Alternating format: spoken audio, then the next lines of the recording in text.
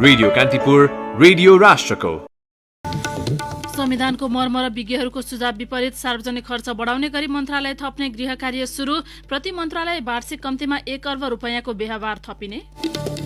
Corona महामारी यता दैनिक 7 जनामाथि बलात्कार, अपराध ढाकछोप गर्न पञ्चायती बसे तत्काल नियन्त्रणमा लिन प्रहरी प्रधान कार्यालयको निर्देशन। कोरोना महामारीका कारण बन्द रहेका विद्यालयहरू पुनः सञ्चालन हुन थालेपछि संक्रमणको जोखिम बढ्यो। संवैधानिक प्रावधान विपरीत सरकारी विद्यालयले समेत विद्यार्थीबाट विभिन्न शीर्षकमा शुल्क असुल्दै। विश्वभर प्रत्येक 5 मध्ये 2वटा बिरुवा लोप हुने खतरामा, तत्काल ठोस कार्ययोजना आवश्यक रहेको वैज्ञानिकहरूको निष्कर्ष। र चेल्सीलाई टाइब्रेकरमा हराउँदै टटनह्याम कार्बाओ फुटबल प्रतियोगिताको क्वार्टर फाइनलमा प्रवेश। नमस्कार, कान्तिपुर डायरीका साथमा साथी केसु र म प्रतीक्षा। समाचार अब विस्तारमा। लकडाउनका कारण क्षति बेहोरेका किसानलाई राहत वितरण गर्ने प्रस्ताव गत चैत अन्तिम साता मन्त्री परिषदमा पेश भएको थियो। लकडाउन अघिको बिक्री अभिलेखका आधारमा दूध किसानलाई प्रति लिटर 10 रुपियाँ, कुखुराको अण्डा उत्पादकलाई माउ र ब्रोइलर कुखुरा उत्पादकलाई चल्ला राहत दिने पहिलो चरणको प्रस्ताव कृषि तथा पशुपन्छी विकास मन्त्रालयको थियो। राजस्व संकलन कम भइरहेकाले स्रोत पुग्दैन भन्ने धारणा प्रधानमन्त्री केपी शर्मा ओली र तत्कालीन अर्थमन्त्री युवराज खतिवड़ाबाट आएपछि त्यो प्रस्ताव तुइयो।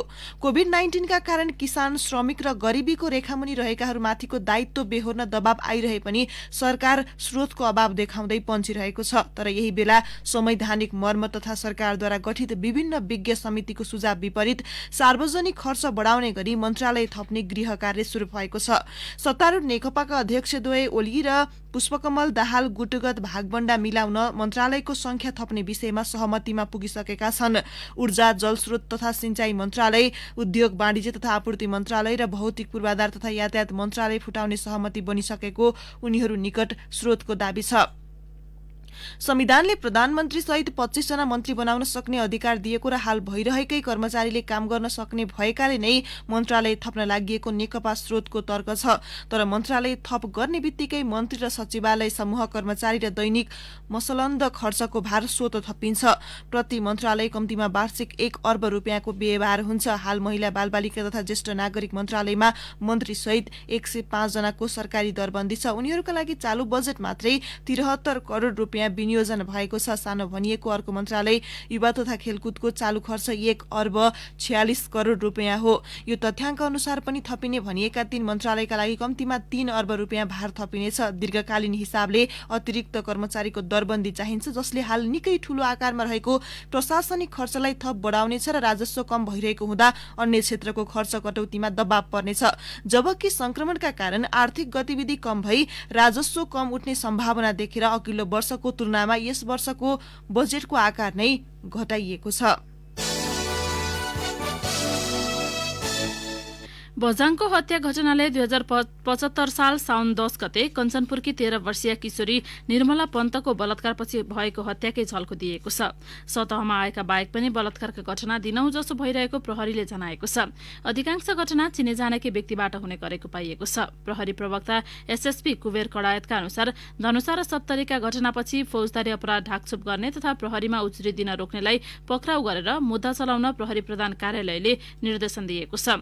स्थानीय तहका न्यायिक समितिले पनि जान अनजानमा यस्ता घटना मिलाउन खोजे संलग्नलाई तत्काल नियन्त्रणमा लिएर अनुसन्धानको दायरामा ल्याउन देशभरका युनिटलाई परिपत्र गरिएको छ। कडायतले कोरोना महामारी शुरू भएपछि दिनमा औसत 7 जनाको बलात्कार हुने गरेको उल्लेख गर्दै यस्तो अपराधमा संलग्न एकाध बाहेक अधिकांश कारबाहीको दायरामा ल्याइएको दावी गर्नुभयो। पछिल्ला दिनमा बलात्कारका घटना बढ्दै गएपछि सर्वसाधारणदेखि सांसदसम्मले दोषीलाई मृत्युदण्ड हुने कानून ल्याउनुपर्ने माग अघि सारेका छन्। केही महिला सांसदले अनौपचारिक छलफलका क्रममा बलात्कारीलाई मृत्युदण्डसम्मको सजाय हुने गरी प्रस्ताव अघि सारे पनि त्यो तत्काल असम्भव रहेको नेकपा सांसद बिन्दा पाण्डेले बताउनुभयो। उहाँले भन्नुभयो, बलात्कारीलाई मृत्युदण्डसम्मको सजाय हुनुपर्ने माग आएको छ, तर यो अहिले सम्भव देखिँदैन। यो विषयमा बहस र छलफल गर्न सकिन्छ, तर राष्ट्रिय अन्तर्राष्ट्रिय कानून तथा सन्धि सम्झौताले हामीलाई यसमा जान दिँदैन। भएका कानूनको पालना र तल्लो तहसम्म जनचेतना फैलाए बलात्कार र यसका प्रयास सम्बन्धी अपराध नियन्त्रणमा सघाउ पुग्ने उहाँले बताउनुभयो। प्रहरीका अनुसार बलात्कार प्रयास सम्बन्धी 82% भन्दा बढी अपराध आफन्त, नातेदार, छिमेकी तथा अन्य चिने जानेकैबाट हुने गरेको छ, जसका कारण कतिपय केस प्रहरी अनुसन्धानमा नआई गुपचुप मिलाउने गरेको देखिन्छ। पछिल्ला 4 वर्षको तथ्याङ्कले पनि यौनजन्य अपराधमा चिने जानेकै मानिसको संलग्नता बढी देखिन्छ। कोरोना महामारीका बेला 2076 चैत देखि 2077 भदौसम्ममा मात्रै मुलुकभर 1221 जनाको बलात्कार भएको छ, जुन दिनमा औसत करिब 7 जना हुन्छ। चैतमा 134, वैशाखमा 152, जेठमा 196, असारमा 420, साउनमा 266 र भदौमा 233 जनाको बलात्कार भयो। यो आंकडा अनुसार भदौ बाहेक हरेक महिना अपराधको ग्राफ बढ्दो छ। यो अवधिमा विवाहित महिलादेखि युवती र किशोरी बालिकासम्मको बलात्कार भएको छ। 2075 चैतदेखि 2076 भदौसम्ममा भने बलात्कारका घटना 1224 भएका थिए। अपराधमा नातेदार र चिने जानेकै संलग्नता रहेको तथा अपराधीको प्रतिष्ठा जोगाइदिन यस्ता केही केस दर्ता नै नहुने प्रवृत्ति देखिएको छ। पञ्चायती जस्ता अनौपचारिक संयन्त्र प्रयोग गरी केस प्रहरीसम्म जानै नदिने प्रपञ्च हुने गरेका छन्। 2074 पछि स्थानीय तहमै उपाध्यक्ष उपप्रमुखको संयोजकत्वमा रहने न्यायिक समितिबाट पनि यस्ता अपराध गुपचुप मिलाउँदा अपराधी सजिलै उम्कन सक्ने जोखिम रहेको अनुसन्धानमा संलग्न प्रहरीका एक अधिकारी बताउँछन्। यसैबीच बलात्कार र बलात्कार प्रयास सम्बन्धी कठोर कानूनी कारवाही गर्नुपर्ने माग हरेक घटनापछि उठ्ने गर्छ। राजनीतिक दलका नेता कार्यकर्तादेखि सामाजिक अभियन्ता हुँदै सार्वजनिक सञ्चार माध्यम र सामाजिक सञ्जालसम्म यसको चर्चा हुन्छ। तर अपराधमा सार्वजनिक पद धारण गरेकादेखि प्रतिष्ठा आर्जन गरेका व्यक्ति मुछिएपछि सार्वजनिक धारणा र बहस पनि विभाजित हुने गरेका छन्। कतिपय यौनजन्य हिंसाका पीडित भनिएका पक्षबाट पनि अर्को पक्षमाथि आर्थिक मोलमोलाइमा अपराध ढाकछोप गर्न खोजिएका घटना पनि हुने गरेका छन्। तर यस विरुद्ध सबैको एकमत अझै हुन सकेको छैन। नेपाल प्रहरीको तथ्याङ्क अनुसार 2072-73 देखि 76-77 सम्मको 5 वर्षमा बलात्कारका 8074 घटना र बलात्कार प्रयासका 3188 वटा केस प्रहरीमा दर्ता भए। यो अपराध आरोपमा बहालवाला सभामुख कृष्ण बहादुर महरादेखि नेपाल प्रहरीका एसएसपी सौरभ राणासम्म मुछिए, तर दुवैजनाले आरोपबाट सफाई पाए। प्रहरी प्रवक्ता एसएसपी कुबेर कडायतले देशभर बलात्कार लगायत लैंगिक हिंसाका अपराध सम्बन्धी 85% घटनामा महिला बालबालिका पीडित हुने गरेको बताउनुभयो। लैंगिक हिंसा मध्ये 11% बलात्कारका घटना छन्।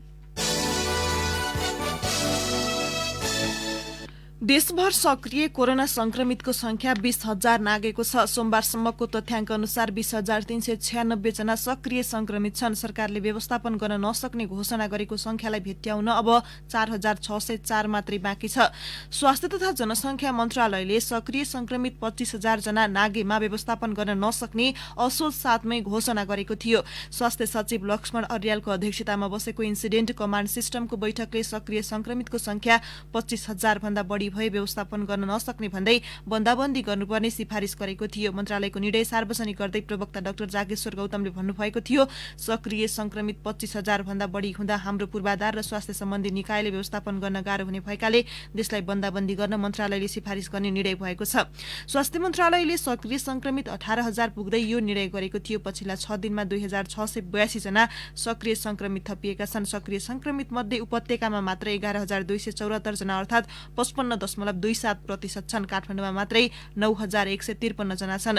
सक्रिय संक्रमितको संख्या दिनौ बढेपछि स्वास्थ्य मन्त्रालयले बन्दाबन्दी गर्न गृह मन्त्रालयमा सिफारिस गरेको छ। गृह प्रवक्ता चक्रबहादुर बुढाले भन्नुभयो, 25,000 जना भन्दा बढी सक्रिय संक्रमित भए बन्दाबन्दी गर्नुपर्ने सिफारिस आइपुगेको छ। बन्दाबन्दीको निर्णय सरकारले गर्ने हो। यसैबीच कोरोना संक्रमणबाट हिजो 9 जनाको मृत्यु पुष्टि भएको छ। बाँकेको नेपालगञ्ज 7 रानी तलाउका 39 वर्षीय पुरुष र कोहलपुर नगरपालिका 10 का 53 वर्षीय पुरुषको हिजो मृत्यु भएको छ। बाँकेकै 76 वर्षीय महिलाको पनि मृत्यु भएको छ। धरान स्थित बीपी कोइराला स्वास्थ्य विज्ञान प्रतिष्ठानमा हिजो बिहान मोरङको सुनवर्षी 7 का 68 वर्षीय पुरुषको पनि कोरोना संक्रमणका कारण मृत्यु भएको छ। यस्तै सर्लाहीको बरहथवा 6 की 70 वर्षीय महिलाको वीरगञ्ज स्थित नारायणी अस्पतालमा हिजो मृत्यु भएको छ। चितवनका 55 वर्षीय पुरुष, काठमाडौँका 60 र 70 वर्षीय पुरुष तथा 57 वर्षीय महिलाको पनि कोरोना संक्रमणका कारण मृत्यु भएको छ। Russian direct investment fund RDIF र नेपालको ट्रिनिटी फार्मास्युटिकल्स बीच 2 करोड 50 लाख डोज कोरोनाको खोप आपूर्ति गर्ने सहमति भएको छ। आरडीआईएफद्वारा हिजो जारी प्रेस विज्ञप्ति अनुसार यो खोप नेपालका 90% जनसंख्यालाई पुग्नेछ। खोप हाल तेस्रो अर्थात् अन्तिम चरणको परीक्षणको क्रममा रहेको छ। तर विश्व स्वास्थ्य संगठन WHO र सरकारले मान्यता दिएपछि मात्रै रुसमा विकसित खोप स्पुत्निक 5 नेपाल आउनेछ। खोप ल्याउने बारे सम्झौता बारे नेपाल सरकारलाई भने औपचारिक जानकारी गराइएको छैन। स्वास्थ्य मन्त्रालयका सहप्रवक्ता डाक्टर समीर कुमार अधिकारीले सम्झौताका विषयमा कुनै जानकारी नरहेको बताउनु भन्नुभयो। यसैबीच कोभिड खोपको अन्तिम अवस्थाको क्लिनिकल ट्रायलका लागि केही साता अघि प्रक्रिया सुरु गरिएको थियो। नेपाल स्वास्थ्य अनुसन्धान परिषदले क्लिनिकल ट्रायलका लागि रुसमा पत्रचार समेत गरेको थियो। परिषदका सदस्य सचिव डाक्टर प्रदीप ग्यावालीले भन्नुभयो, रुसको खोप आपूर्तिबारे हामीलाई कुनै जानकारी छैन। यसअघि स्पुत्निक खोपको परीक्षणबारे रुसको निकायसँग छलफल भए पनि हालसम्म यसबारे कुनै निर्णय भएको छैन। खोप परीक्षण गर्नेबारे परिषद र नेपालका लागि रुसका राजदूत नोभिकोभ बीच कुराकानी भएको थियो। रुसमा निर्मित खोप नेपालमा क्लिनिकल ट्रायलका लागि ल्याउन आग्रह गर्दै परिषदले राजदूत नोभिकोभलाई केही साता अघि पत्र लेखेको थियो। स्वास्थ्य मन्त्रालयको खोप सम्बन्धी आधिकारिक निकाय बाल स्वास्थ्य तथा खोप शाखाले सामान्य अवस्थामा WHOले मान्यता दिएको खोप मात्र प्रयोग गर्दै आएको जनाएको छ। कान्तिपुर डायरीमा अब ब्रेकको पालो। कान्तिपुर डायरीमा अब कान्तिपुर सविस्तारको पालो। कान्तिपुर सविस्तार। विदेशमा बेखर्ची कामदारको निशुल्क उद्धार गर्न तयार पारिएको निर्देशिका कार्यान्वयन चुनौतीपूर्ण देखिएको छ। निर्देशिकाले बहुसंख्यक कामदारको समस्या सम्बोधन गर्न नसकेको भन्दै गुनासो आएपछि श्रम, रोजगार तथा सामाजिक सुरक्षा मन्त्रालयले निर्देशिका संशोधनको आश्वासन दिए पनि हालसम्म कुनै ठोस पहल भने हुन सकेको छैन। अधिवक्ता सोमप्रसाद लुइटेलले दायर गरेको रिटमाथि फैसला गर्दै गत असार 1 गते सर्वोच्च अदालतले वैदेशिक रोजगार बोर्ड अन्तर्गतको कल्याणकारी कोषको रकमबाट बेहोर्ने गरी बेखर्चीलाई पनि स्वदेश ल्याउन आदेश दियो। आदेशपछि विदेशमा बेखर्ची भएका श्रमिकको हवाई टिकट लगायत सम्पूर्ण उद्धार खर्चबाट बेहोर्ने गरी श्रम मन्त्रालयको नेतृत्वमा निर्देशिका पनि बन्यो। तर कोरोनाका कारण समस्यामा परेका बेखर्ची श्रमिकलाई नै स्वदेश फर्काउन निर्देशिका प्रभावकारी बन्न नसकेको गुनासो चुलियो। वैदेशिक रोजगार ऐन 2064 को दफा 75 मा श्रम स्वीकृति लिएर वैदेशिक रोजगारीमा गएका श्रमिकहरू युद्ध, महामारी, प्राकृतिक विपत्ति जस्ता समस्यामा परे स्वदेश फर्काउनु पर्ने अवस्था सृजना भएमा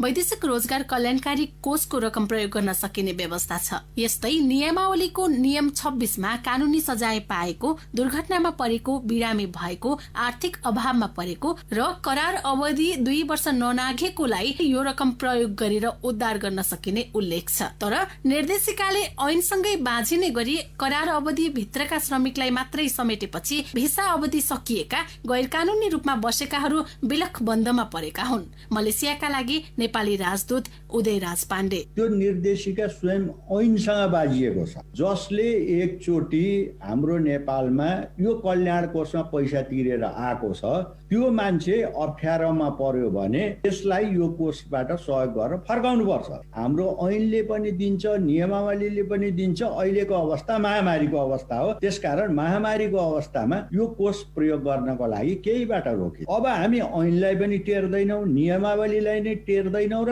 अनि त्यससँग बाजिने गरेर एउटा निर्देशिका बनाउँछौँ र यो निर्देशिका सर्वश्रेष्ठ छ भनेर वकालत गर्छौँ भने त्यो निर्देशिकाभित्र दुःखमा परेको 1% मान्छेको पनि उद्धार हुन सक्दैन। विदेशमा रोजगारी गुमाएर बेखर्ची भएका श्रमिकलाई कोषको रकम खर्चेर उद्धार गर्नुपर्ने माग राखी सर्वोच्च अदालतसम्म पुगेका अधिवक्ता लुइटेल सरकारको निर्देशिकाले अदालतको आदेशको समेत लगभग अवज्ञा गरेको तर्क गर्छन्। अहिलेकै ऐन कानून नियम अनुसारको एउटा कसरी पैसा पठाउने, कसरी लिने, कसलाई दिने त्यो एउटा कार्यविधि मात्रै बनाइएको निर्देशिका त्यो भएको हुनाले के अफेयरहरू छ भने त फुकाउँदा भइगयो, त्यसको लागि यत्रो धेरै समय पनि लाग्दैन। वैध हुन् वा अवैध, स्वदेश फर्कन यो बेला जो कोहीमा हुटहुटी छ। सरकारले दिने सुविधाबाट होस् वा आफै खर्च जुटाएर किन नहोस्, नेपाल आउनेको सूची दूतावाससँग लामै छ, तर सरकारले प्राथमिकता निर्धारण गर्न सकिरहेको छैन। गैर-आवासीय नेपाली संघका प्रवक्ता डीबी छेत्री सरकारको निर्देशिकामा नै खोट देखाउँछन्। हामीहरूको बिमारी नै छ, ब्युरोक्रेसीमा बस्ने र अलि ठुलो पदमा पुगिसकेपछि ठ्याक्कै कमन मान्छेहरूका राम्रा कुरा नसुनिदिने। विदेश गएका त यी त त्यसै गएका हुन्, हाम्रै होइनन् जस्तो गरेर अहिले कार्यविधिहरू आए, यो हुनु हुँदैन। तर सरकारसँग नै निर्देशिकामा देखिएका बाधा अडचन फुकाउन ठोस कार्य योजना छैन। श्रम, रोजगार तथा सामाजिक सुरक्षा मन्त्री रामेश्वर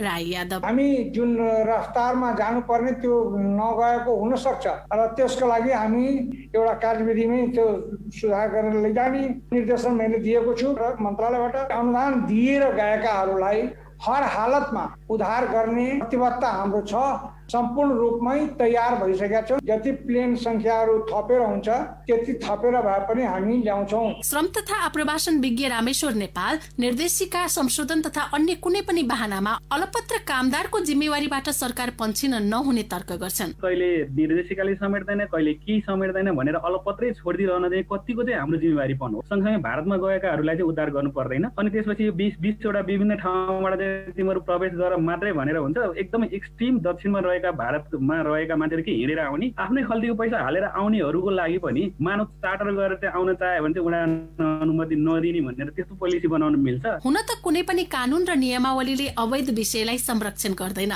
तर अलेखबद्ध शब्दलाई मात्र हटाउने हो भने विदेशमा अलपत्र परेका आफ्ना नागरिकलाई सम्बोधन गर्ने गरी निर्देशिका ल्याउन आवश्यक छ। विश्व आक्रान्त बनाएको महामारीमा विदेशमा रहेका छोराछोरीलाई आफ्नै अघिल्तिर देख्ने बुवा आमाको चाहना होस् वा महामारीमा आफ्नै घरको ओत खोज्ने छोराछोरीको सपना किन नहोस्, संरक्षणका लागि सरकार जिम्मेवार बन्नै पर्छ। होइन भने सरकारको नजर नागरिकको जीवन सुरक्षामा भन्दा पनि उसको पसिनामा गडेको प्रष्ट हुनेछ। रेडियो कान्तिपुरका लागि इन्द्रलक्ष्मी घिमिरे। कान्तिपुर सविस्तार।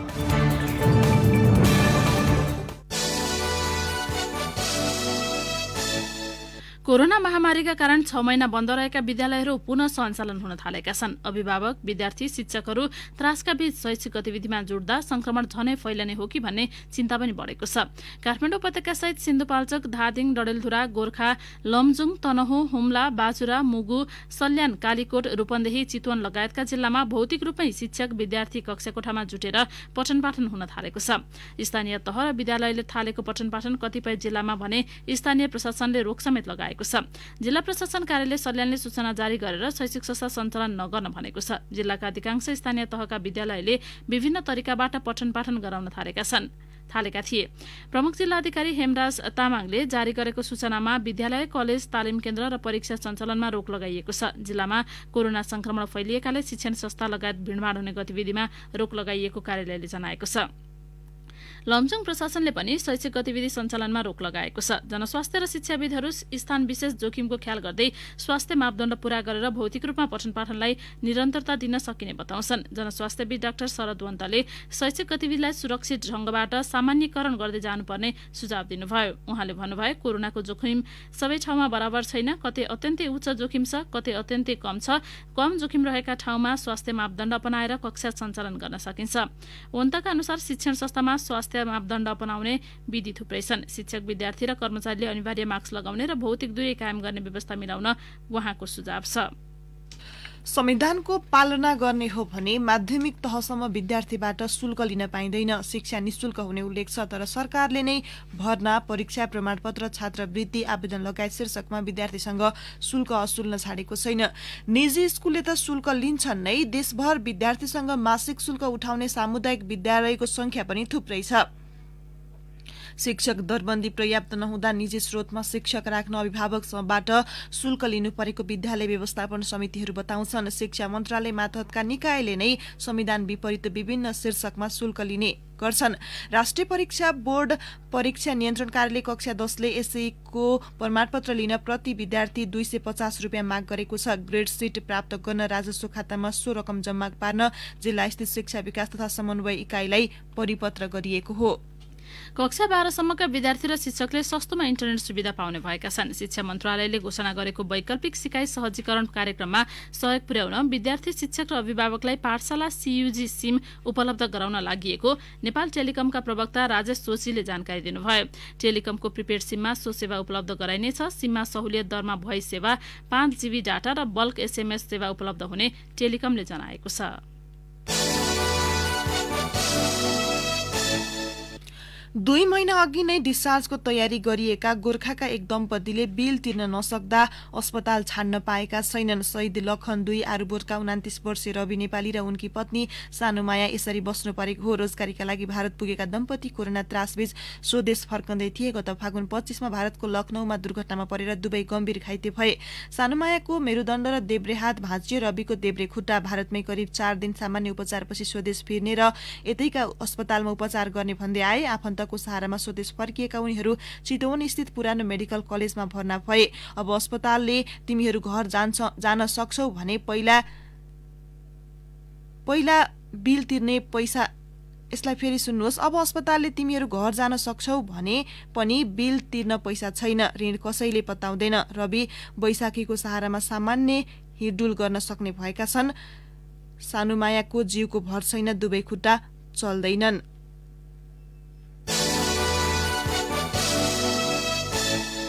गत चैत 11मा शुरू भएको लकडाउन र निषेधाज्ञाका अवधिमा प्रहरीद्वारा सार्वजनिक स्थानमा होस् वा हिरासतमा अत्यधिक बल प्रयोग गरेका घटना सार्वजनिक भइरहेका छन्। यसबारे प्रहरी प्रधान कार्यालय जानकार नभएको होइन। पछिल्ला केही महिनामा भएका यस्ता घटनाबारे प्रहरीले आफ्नो ट्विटर ह्यान्डलबाट पनि यस्ता घटनामाथि आफूहरू गम्भीर भएको र अनुसन्धान शुरू गरेको भनाई पोस्ट गरिरहेको देखिन्छ। तर व्यवहार भने फेरिएको छैन। गत बिहिबारको माइती घरको घटनालाई लिएर प्रश्न तेर्सिएपछि प्रहरी प्रधान कार्यालयले ट्विटर मार्फत यस विषयमा आफ्नो ध्यानाकर्षण भएको र ती घटनाको छानबिनको जिम्मा महानगरीय प्रहरी कार्यालय रानीपोखरीलाई दिएको सार्वजनिक गरेको थियो। कोरोना संक्रमण नियन्त्रणका नाममा फुटपाथमा तरकारी र फलफूल बेच्नेमाथि प्रहरीले अमानवीय व्यवहार गरेका अन्य 2 भिडियो पनि भदौको मध्यमा सामाजिक सञ्जाल मार्फत सार्वजनिक भए। एउटामा चाबहिलमा ठेलामा तरकारी बेचिरहेकी महिलाले प्रहरीबाट दुर्व्यवहार भएपछि रुँदै आफ्नो पीडा व्यक्त गरेको देखिन्छ। अर्कोमा मधेसको कुनै जिल्लामा फलफूल बेच्ने मानिसलाई लछारपछार पार्दै पक्रिएर गाडीमा चढाएको दृश्य थियो। सामाजिक सञ्जालमा चर्को आलोचना भएपछि भदौ 21मा प्रहरीले ट्विटर मार्फत भन्यो, प्रहरीद्वारा फलफूल व्यापारीलाई कुटपिट लगायतका विविध घटनामा प्रहरी कारबाहीका क्रममा अत्यधिक बल प्रयोग भएको भन्ने सन्दर्भमा ध्यानाकर्षण भएको छ। छानबिन भइसकेको विगतका घटनालाई जोडी भ्रम सृजना गर्ने काम भएको पनि प्रहरी प्रधान कार्यालयले उल्लेख गरेको थियो। नागरिकसँग जोडिएर काम गर्ने भन्दै प्रहरीले कहिले मुस्कान सहितको सेवा त कहिले समुदाय प्रहरी साझेदारी जस्ता कार्यक्रम ल्याएको छ। तर केही घटनामा प्रहरीले सार्वजनिक स्थानमा संयम गुमाउँदा प्रहरीप्रति नागरिकले प्रश्न उठाइरहेका छन्। नेपाल रेडक्रस सोसाइटी बाजुरा शाखाका अनुसार बाढी पहिरोकै कारण यस वर्ष विभिन्न गाउँमा 41 परिवारको घर भत्किएको छ। जिल्ला प्रशासन कार्यालयको अभिलेख अनुसार गत आर्थिक वर्षमा 60 घर पूर्ण रूपमा भत्किएका थिए। बुढीगंगा नगरपालिका 2 बजेडी गाउँका बासिन्दाले बस्ती सार्नुपर्ने माग गर्न थालेको वर्षौं भइसक्यो, तर सुनवाई नभएकोमा उनीहरू निराश छन्। 126 परिवारको बसोबास रहेको यस गाउँका बासिन्दा वर्षातमा घर छाडेर नजिकको जंगल र बजेडी आधारभूत विद्यालयमा बस्ने गरेका छन्। कान्तिपुर डायरीमा पुनः ब्रेकको पालो। ब्रेकपछि कान्तिपुर डायरीमा अब आर्थिक प्रसंग। चीनिया दूतावासले रसुवागढी र तातोपानी नाका खुलेको घोषणा गरेको 1 साता बिते पनि नेपाली व्यवसायीले सहज रूपमा सामान आयात गर्न पाएका छैनन्। रसुवाबाट यो अवधिमा मुस्किलले 15 कन्टेनर सामान राजधानी भित्रिएको छ। यातायातका साधनको आउजाउ ठप्प हुने गरी नाका नजिकै केरुङ सड़कमा 4 दिन अघि पहिरो गएको छ। 1 महिनादेखि बन्द तातोपानी नाका सञ्चालनमा आएको छैन। काठमाडौँ स्थित चीनिया दूतावासका प्रवक्ता वाङ सियोलङले नेपाललाई मेडिकल लगायतका सामग्रीको आवश्यकतालाई ख्याल गरेर एकतर्फी रूपमा दुवै भन्सार नाका खुलाएको वक्तव्य दिनुभएको थियो। सीमा प्रशासनका नेपाली अधिकारीसँग हिजो मितेरी पुलमा भएको बैठकमा लासा प्रशासनबाट आएका चीनिया अधिकारीहरूले तातोपानी नाका स्वास्थ्य मापदण्ड अपनाएर सातापछि खुल्ने जानकारी गराएका छन्। तातोपानीबाट करिब 9 किलोमिटर टाढा खासामा 150 कन्टेनर सामान 6 महिनादेखि थन्किएका छन्। भूकम्पपछि चीनले यो नाका 4 वर्ष बन्द गरेको थियो। 5 वर्षपछि तातोपानीबाट सर्वसाधारणको आउजाउ पूर्ण रूपमा बन्द 5 वर्षदेखि तातोपानीबाट सर्वसाधारणको आउजाउ पूर्ण रूपमा बन्द रहेको छ। मेटलाइफद्वारा जनहितमा जारी गरिएको सूचना। नोभल कोरोना भाइरस कोभिड-19 बाट आफू र अरूलाई सुरक्षित राख्न साबुन पानीले पटक पटक हात धुनुहोस् वा सेनिटाइजरको प्रयोग गर्नुहोस्। हातले आँखा, नाक र मुखमा छुने नगर्नुहोस्। ज्वरो वा खोकी लागेको व्यक्तिबाट कम्तीमा 1 मिटरको सामाजिक दूरी कायम गर्नुहोस् र आफूले गर्नुपर्ने महत्त्वपूर्ण यात्रा बाहेक अनावश्यक यात्रा नगर्नुहोस्। ज्वरो वा रुगा खोकी लागेको खण्डमा स्वास्थ्य संस्थामा सम्पर्क गरी चिकित्सकको सल्लाह अनुसार तत्काल उपचार सेवा लिनुहोस्। आफूले खोक्दा र ह्याचु गर्दा आफ्नो नाक र मुखलाई पाखुराले छोप्नुहोस् वा मास्कको प्रयोग अनिवार्य रूपमा गर्नुहोस्। मेटलाइफ तपाईसँगै जीवनमा अघि बढ्दै। अब अन्तर्राष्ट्रिय प्रसंग जलवायु परिवर्तन र मानवीय व्यवहारका कारण विश्वका प्रत्येक 5 मध्ये 2वटा बोट बिरुवा जोखिममा रहेको वैज्ञानिकहरूले चेतावनी दिएका छन्। ती बोट बिरुवा मासिनु अघि उनीहरूको अवस्थाबारे अनुसन्धान शुरू गर्न लागि बेलायतको रोयल बोटानिक गार्डनको अनुसन्धान प्रतिवेदनलाई उद्धृत गर्दै बीबीसीले जनाएको छ। औषधि, खाद्य, ऊर्जा लगायतका क्षेत्रमा ठूलो योगदान गर्ने खालका बोट बिरुवा समेत खतराको सूचीमा परेका छन्। 42 मुलुकका 200 वैज्ञानिक सहभागी सो अनुसन्धानबाट विभिन्न प्रजातिका बोट बिरुवाको जोखिम अवस्था खुलेको बीबीसीले जनाएको छ। अब एउटा खेल प्रसंग टटनह्याम कारबाओ कप फुटबलको क्वार्टर फाइनलमा प्रवेश गरेको छ। घरेलु मैदानमा गैराती चेल्सीलाई टाई ब्रेकरमा 5-4ले हराउँदै टटनह्याम प्रतियोगिताको अन्तिम 8मा प्रवेश गरेको हो। निर्धारित समयको खेल 1-1 को बराबरीमा सकिएपछि खेलको निर्णय टाई ब्रेकरबाट गरिएको हो। नियमित समयको खेलमा भने टिमो वेर्नरले गोलमा 19औं मिनेटमा चेल्सीले अग्रता बनाएको थियो। 83औं मिनेटमा इरिक लामेलाले टटनह्यामलाई बराबरीमा ल्याएका थिए। चेल्सीका मासन माउन्ट टाई ब्रेकरमा चुक्दा टटनह्याम विजयी बनेको हो। नियमित समयको खेलमा अधिकांश समय चेल्सीले घरेलु टोलीलाई दबावमा राखेको थियो। यद्यपि पाएका अवसर गुमाउँदा चेल्सी चौथो चरणबाटै बाहिरिएको हो।